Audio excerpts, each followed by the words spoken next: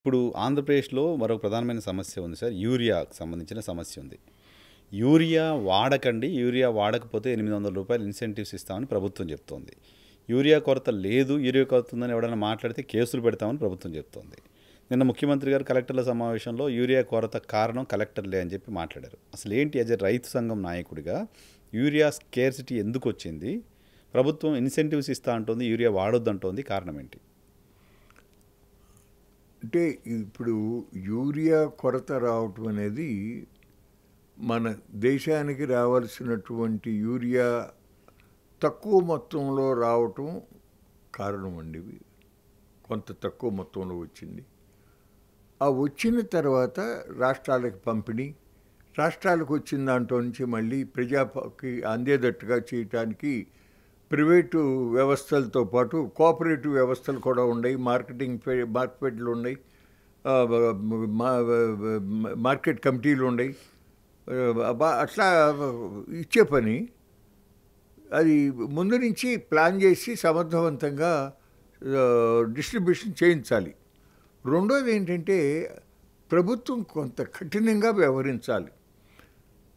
మొట్టమొదటిలోనే డీలర్లు ఏం చేశారంటే ఈ కొరతను దృష్టిలో పెట్టుకుని వాళ్ళ దగ్గర ఉన్నటువంటి కొన్ని రకాల ఎరువులు కానీ లేకపోతే లిక్విడ్ ఎరువులు కానీ అవి వాళ్ళకి మార్జిన్ కూడా ఎక్కువ వస్తుందేమో, అవి తీసుకుంటేనే యూరియా ఇస్తామనే లింక్ పెట్టడం జరిగింది. ఓకే. అటువంటి సమయంలోనే వ్యవసాయ మంత్రి గారు, ముఖ్యమంత్రి గారు వాళ్ళతో పిచ్చి పిచ్చి ఆశలు వేశారంటే మీ లైసెన్సులు క్యాన్సిల్ చేస్తామని చాలా గట్టిగా వార్నింగ్ ఇచ్చి ఖచ్చితంగా కలెక్టర్లని మీరు తతిమ పనులతో కన్నా కూడా దీనికి ప్రయారిటీ ఇచ్చి ఎక్కడికక్కడ మీరు కంప్లైంట్ రాకుండా చూసుకోండి అనే లైన్లో సెటప్ చేస్తే బాగా ఉండేది. ఇప్పుడు ఏమవుతుందంటే ముఖ్యమంత్రి గారు అది అట్లా ఎందుకు అంటున్నాడో కానీ అది కరెక్ట్ కాదు. ఇప్పుడు ఇవాళ దాదాపుగా 70% భూమి కౌలు రైతులు చేస్తున్నారు వాళ్ళ. అవునా? ఎస్, 70%. ఎస్. ఓ, అసలు చిన్న రైతులు కూడా కౌలుకి ఇచ్చేసుకుంటున్నారు. అర్థమైందండి? ఇప్పుడు ఆ పరిస్థితుల్లో కౌలు రైతు ఎరువుల్లో ఈ పచ్చిరొట్టె ఎరువులు ఉంటాయి, జీలగా, జనుము, ఇటు పిల్లిబెసర, ఇటువంటి సాధారణంగా ఏంటంటే అవి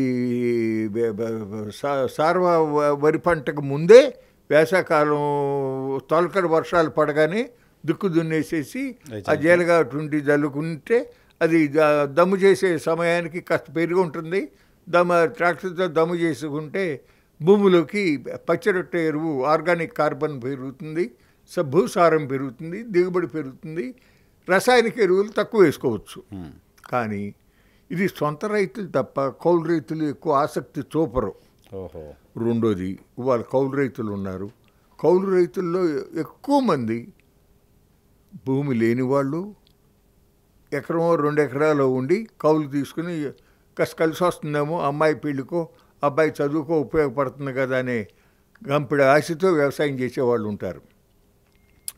వాళ్ళకి తక్కువ ఖరీదు యూరియా, కాంప్లెక్స్ ఎరువులు, పొటాష్ ఎరువులు రేట్లు పెంచుంటాయి. లిక్విడ్ నానో ఎరువులు అయితే ఇంకా ఎక్కువ రేట్లు ఉంటాయి. ఆ పరిస్థితుల్లో సహజంగా యూరియా వైపుకే మొగ్గు చూపుతారు. ఇన్స్టెంట్గా చేంజ్ తెలుస్తుంటుంది కదా. దానికి తోడు సెంట్రల్ గవర్నమెంట్ కూడా యూరియా రేటు దాదాపుగా పెంచకుండా ఉంచుతూ వచ్చింది. తక్కువ రేటుకు వస్తుంది, పని జరుగుతుంది కాబట్టి యూరియా మీదే ఎక్కువ ఆసక్తి ఉంటుంది. దానికే షార్టేజీ. దానికి $800 బోనస్ ఇస్తానని చెప్తాడు. ఏం జరుగుతుందో తెలీదు. చాలా మాటలు చెప్తూ ఉంటారు, అవన్నీ అమలు జరిగేది ఎక్కడా ఉండదు. కానీ సమర్థవంతంగా డిస్ట్రిబ్యూషన్ చేయడానికి ప్రయత్నం చేయాలి. ఒక్క ఆంధ్రప్రదేశే కాదు, అన్ని చోట్ల ప్రాబ్లం ఉంది. తెలంగాణలో ప్రాబ్లం ఉంది, ఇతర రాష్ట్రాల్లో కూడా ప్రాబ్లం ఉంది. కాబట్టి ఆంధ్రలోనే ఉంది అని అనుకుని ఆయన్నేమి ప్రభుత్వాన్ని విమర్శించడం కాదు.